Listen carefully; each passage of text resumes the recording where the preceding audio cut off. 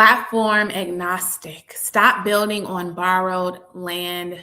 You guys, this is day 3 of my part 4 series, talking to you about losing my Facebook group of 3,000 plus members and the lesson in all of it. Because some of you are building your groups, you have numbers bigger than mine, smaller than mine. At the end of the day, there's a lesson to be learned. You can't build on borrowed land. So we're talking about it. And if you haven't already watched part 1 and part 2, go back and watch YouTube at It Is I, Danny Marie. So yesterday we covered the biggest lesson, digital ownership, and the 3 risks: platform risk, security risk, attention risk. I think I told you everything a creator needs, those 5 things that are important. And we talked about what the biggest learning curve in all of it is. We elaborated on that yesterday. Today, I'm showing you how to build in a way that even if there is a shutdown, you're not shut out. So we're going to talk about the 5 points.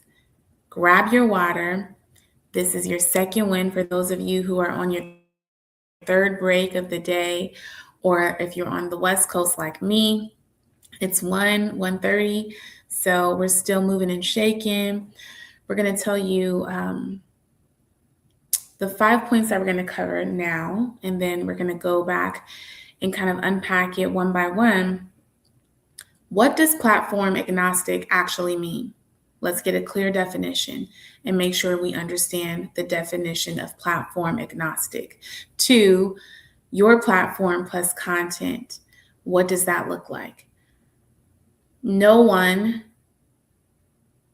should be building on just one platform. You should have a source or ecosystem.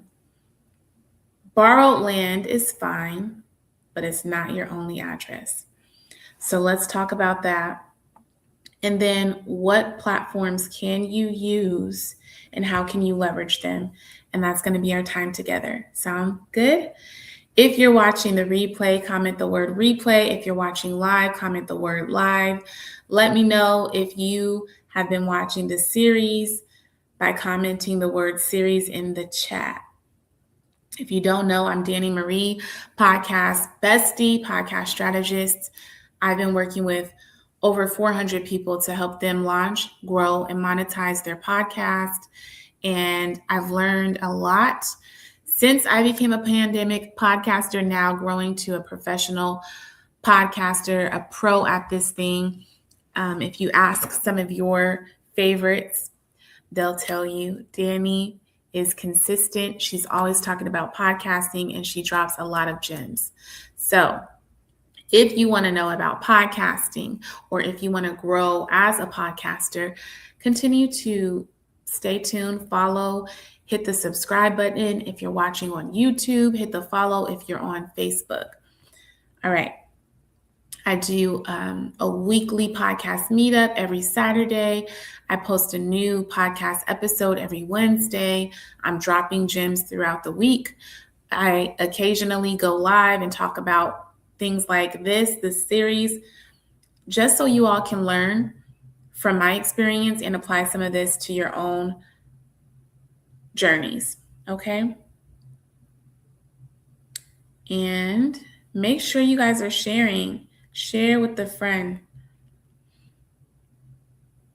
All right, here we go.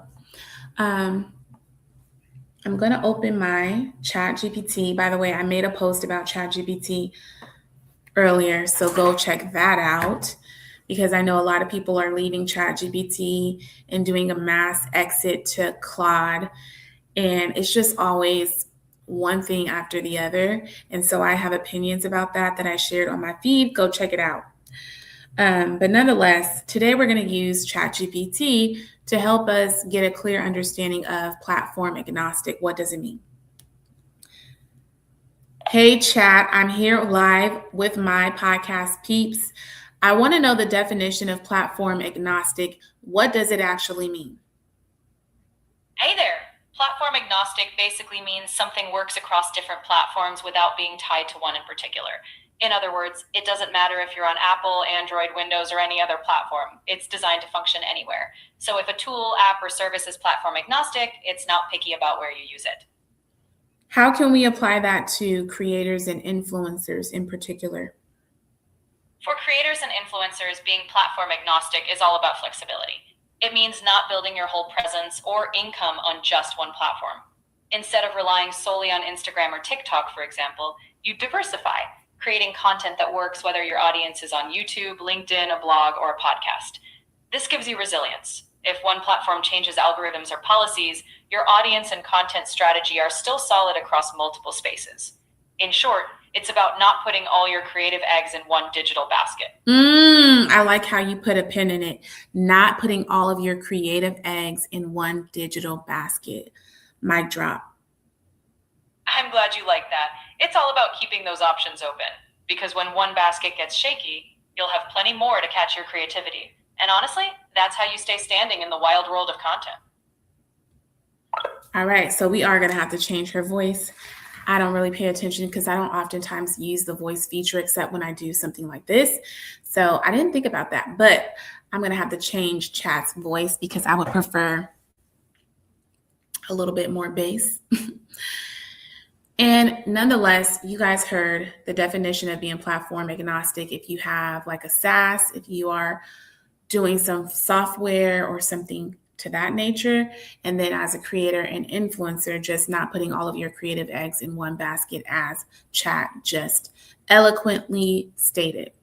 So your identity plus content can move anywhere when you are the brand. So it doesn't mean that you have to have 1 million followers or even 50,000 followers.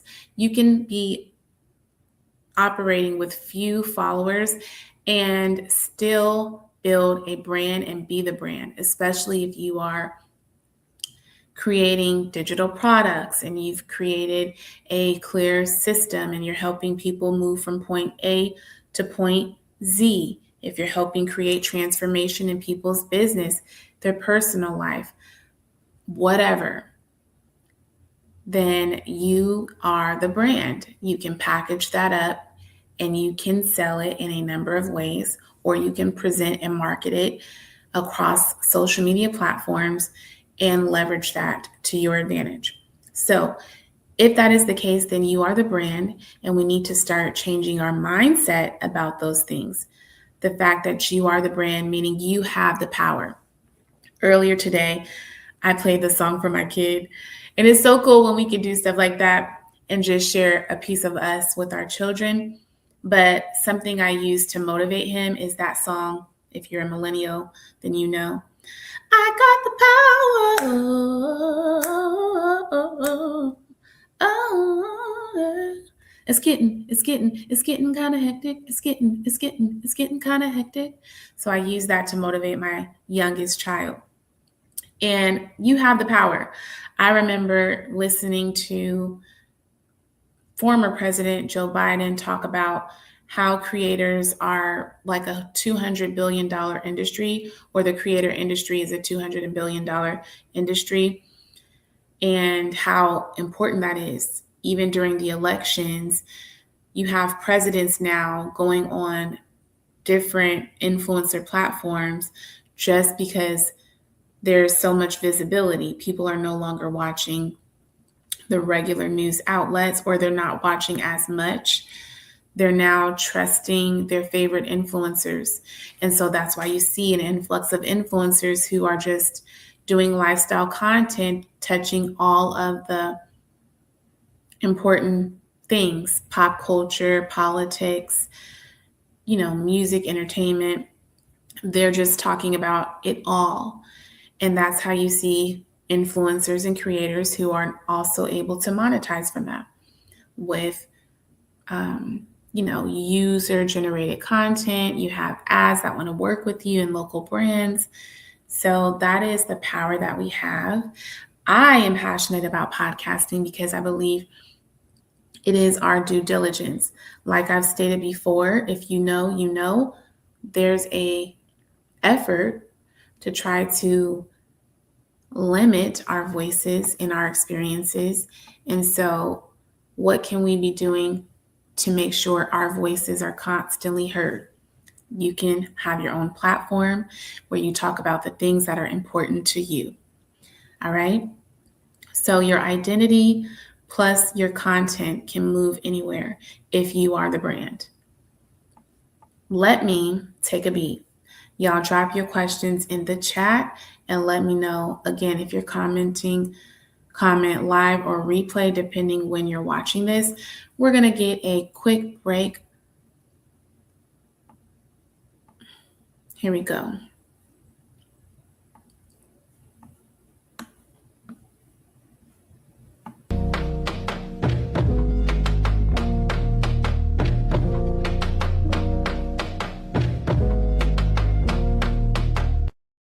If you're not already following the Whole City Hustle podcast, then what are you waiting for? Whole City Hustle podcast is between myself and my co-host, Erin Goins. We're talking to small business owners, telling you that you are missing out on a ton of money and opportunity with any sports or major event that comes to your city. The first thing in the lineup is the FIFA World Cup coming to Seattle, Atlanta, Miami, Boston, and other places and regions, including Canada and Mexico. If you're not already hip to game when it comes to the Whole City Hustle podcast, you can find us at wholecityhustle.com. Shout out to all the people peeking but not speaking. Make sure you drop something in the chat. Say, hey, what up though? Make sure you drop a line. Tell me when you're watching, if you're commenting, comment replay or live, or let me know what platforms you're currently using. I want to know. I want to know. I want to know what makes you smile. So I can be your vector. Okay. You guys, I love to sing. I love to praise him. I love to praise his name. I love to praise him. I love to praise his name. Okay. Forgive me. I've not been clinically diagnosed with ADHD, but I wouldn't be mad or surprised if I am ADHD. Okay. But let's move on. No one platform is the source of your business. That is a no-no. If that is the case, then you are susceptible to whatever happens to that platform. If they choose to take your content down, like right now, I've looked down at my phone a few times and I've been kind of like stalling out with music. But the truth is, my lives should be public on my page because that's my setting. That's what I chose when I go live. But every time I go live to talk about this particular topic, they made it to where it's private first. So they're controlling the narrative and my ability to use my platform to talk about what I want to talk about. All right. And that's on Facebook. Like it can only be shown to me. I cannot change the settings so that it's private, public, or for my subscribers. It's only going to be shown to me. Then after they say, yes, we will release it, then I can release it. But that's just one example. So your identity and content can move anywhere was the last topic. No one platform is the source of your business. You should be doing content across platforms. I will say, as a podcaster, these are at least 10: Reddit, Substack, Snapchat, Instagram, Facebook, YouTube, LinkedIn, Fanbase,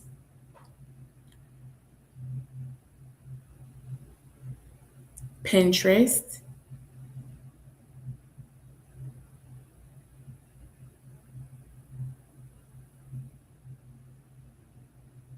Twitter, or TikTok as a bonus. I think I gave you 11. So at least those 11, you should find a way to work those into your ecosystem.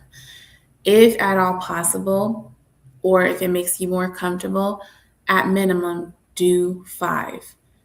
Make sure it aligns with who your target audience is and that you can find a way to make your content accessible to your target audience on those 5 or 10 platforms. Next, borrowed land is fine if it's not your only address. Have multiple homes. So we love talking about real estate. I got a whole bunch of real estate friends. Let's talk digital real estate.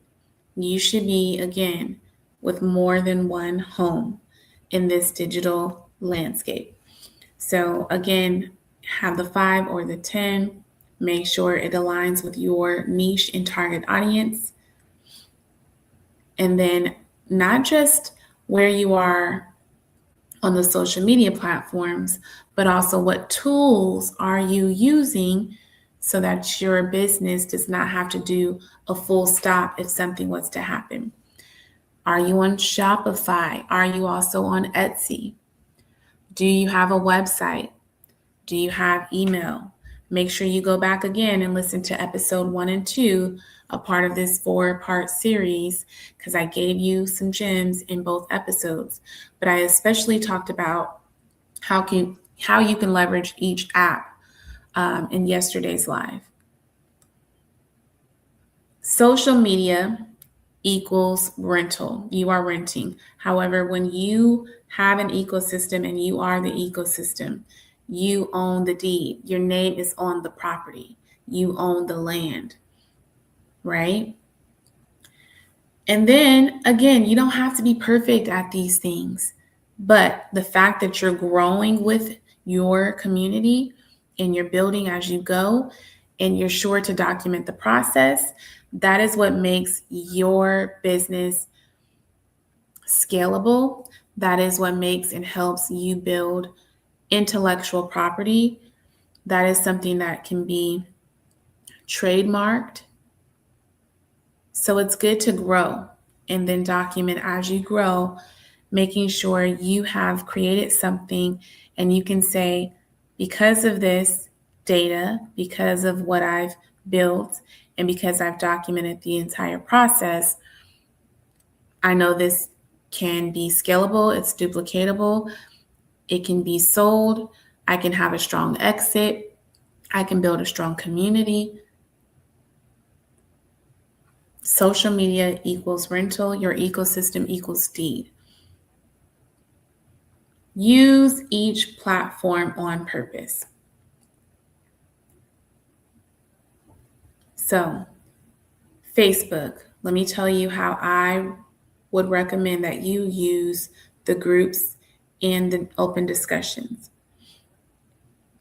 All right, so when it comes to groups, of course, right away, introduce yourself. They make it so easy. Secondly, at least once a week or for the first 14 days that you're in the group, try to drop one gem. You can drop one thing that makes you sound like an expert or someone who knows what they're talking about. Preferably if it's a text image when you're dropping things in groups. So be careful not to drop any videos or any links, just so that you're not getting immediately removed from that group. Give some advice, offer some tips, give substance within the first 14 days. After that, try to find a few key players and ride their coattail.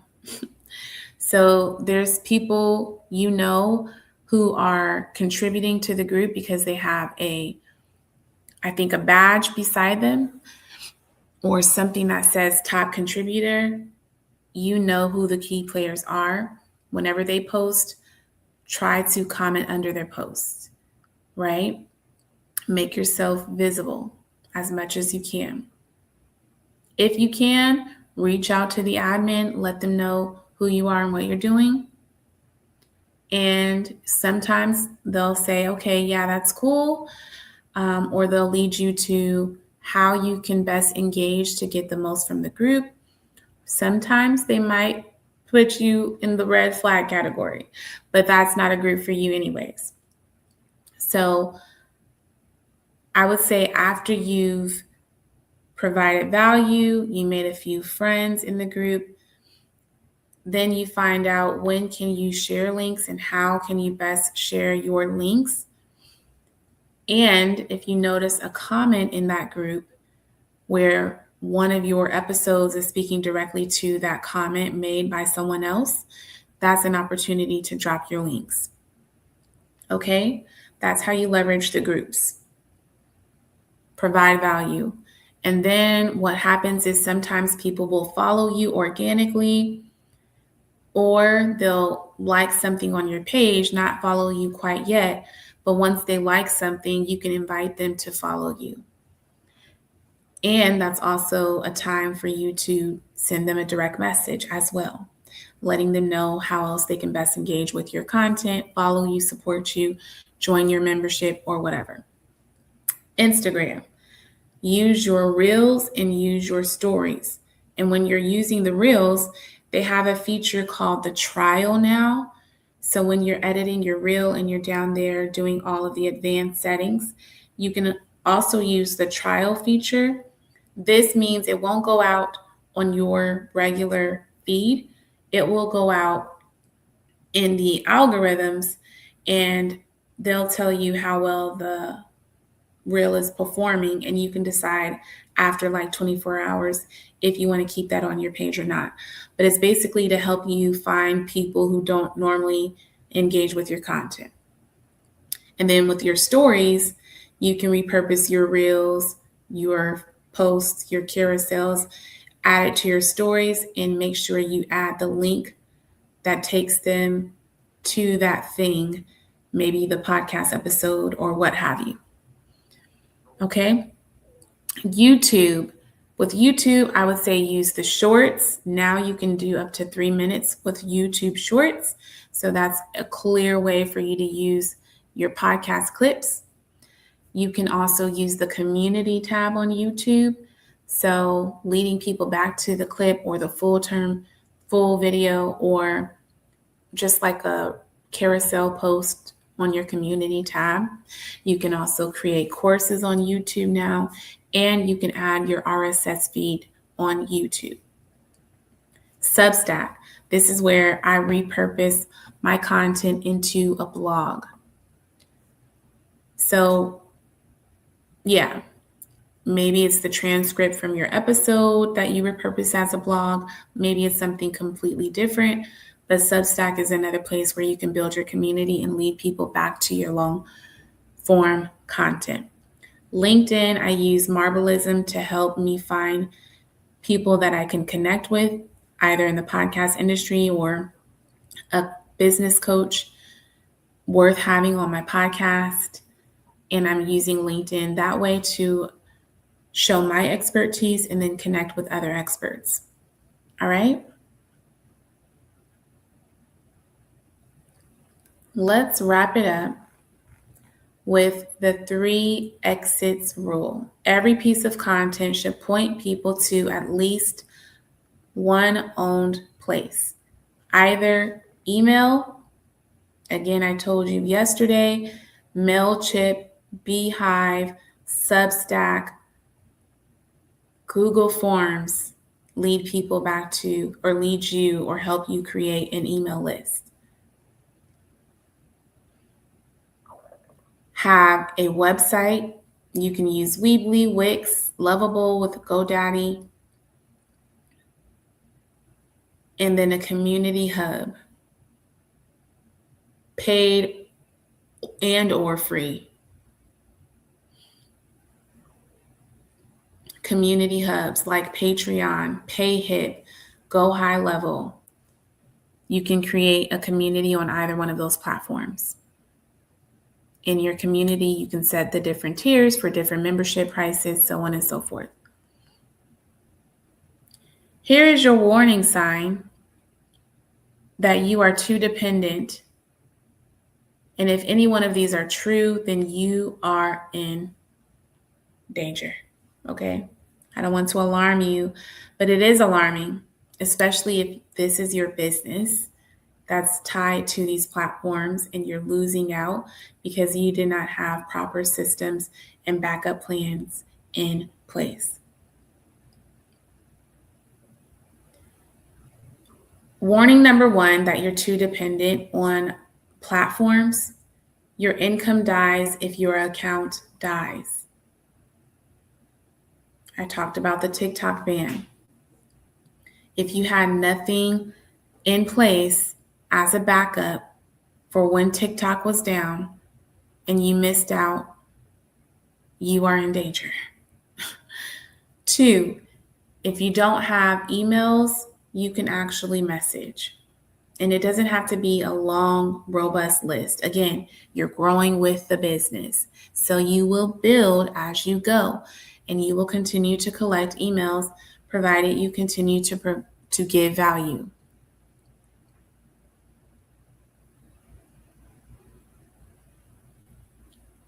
Three, your content is only stored on one platform.